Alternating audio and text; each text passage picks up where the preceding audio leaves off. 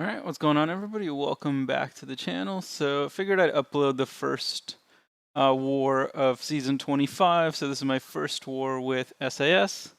We were up against GT40. That is Coop's Alliance, if you're familiar with him.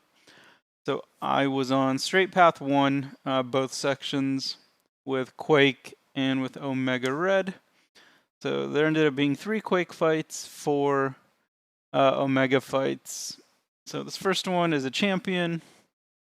He's not particularly difficult to Quake. He has pretty big animations. Probably should have fast forwarded this, I guess, but the whole video shouldn't be too long anyway. He's only going to get the arc overload unblockable probably once in this fight, so you can dex or parry this one. So the first aftershock charges took off like 23%, so it's not going to be too bad. I did parry that one time. The one thing you want to be careful about is not throwing heavies. If you throw heavies, you could trigger protect, and then it'll reduce your damage. And if you throw multiple heavies, you could actually get to the point where you have to intercept, and then that's not ideal. So I was a little nervous using Quake. I'm decent with Quake, but nothing great. And especially for it being my first war with the new alliance. But this fight went pretty smooth. Other than that one parry, I don't think I parried again. It just felt a little, I don't know, even easier to just dex. But you see, I still lost 23% health from suicides, and that's with 3 out of 3 coagulate. So that was just due to the suicide masteries, and because I only parried once. So this next fight, this one's a little funny. This is a Strife. He really doesn't do much. He has a million tags. But yeah, none of this really matters. He can, I guess, go invisible, but I don't even know why I clicked on his SIG ability. Probably just curious. But you'll see a little funny moment kind of at the beginning that will show my nerves a little. So you can see there I was super late and took a 5-hit combo. But after that, I kind of settled in. Kind of got to get hit in the face once, and then you're good. I did mess up. I should have thrown the special one right there.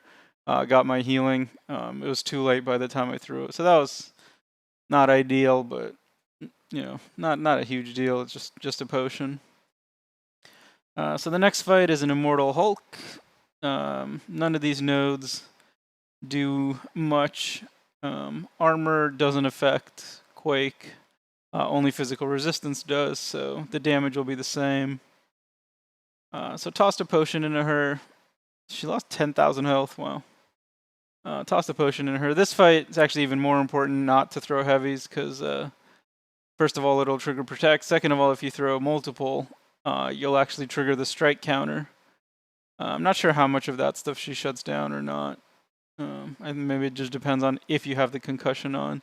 So you see I'm losing almost 200 health a tick with both suicides, despite having 3 in coagulate. So that was a little annoying, but again, not a huge deal. At the time, I thought this was going to be my last Quake fight, so I did parry a little bit.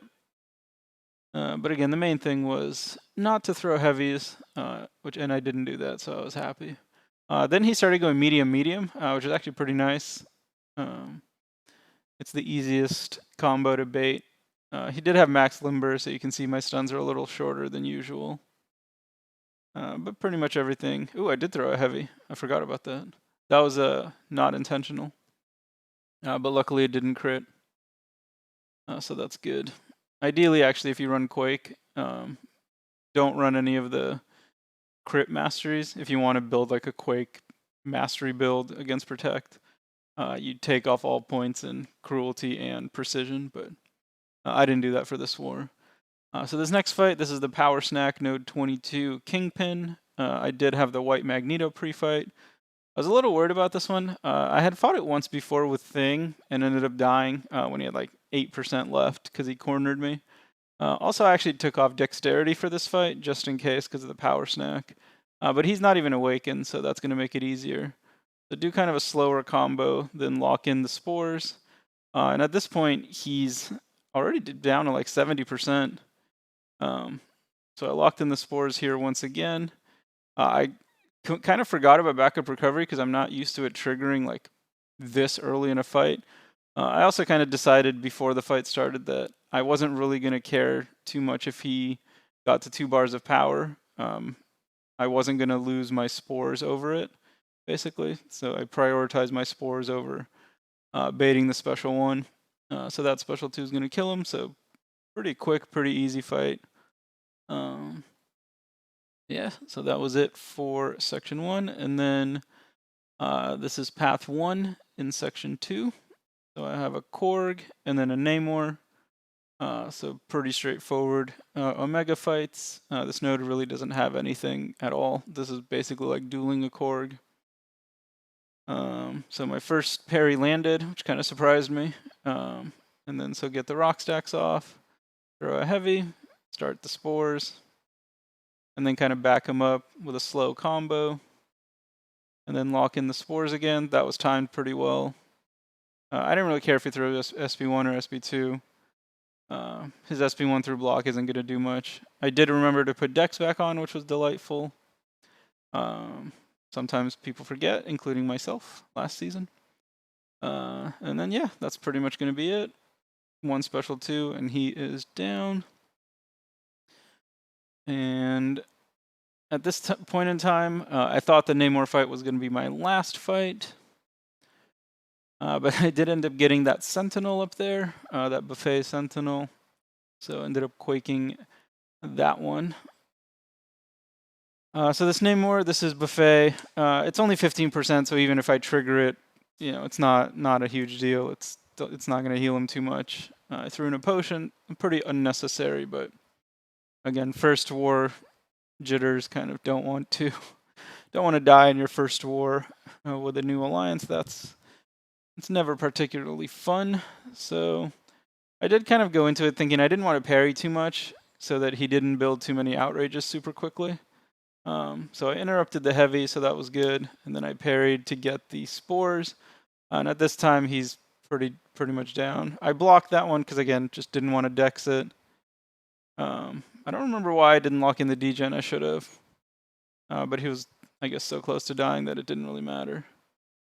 So then you finish the fight with the special 2. Special 2s always look cool, so you always want to, you know, finish with some style points. So pretty much every fight is around the mid-20s in terms of hits. And so then I ended up getting this Quake fight towards the end of the night. So you want to dex once, dex twice. That way you have the dex on you.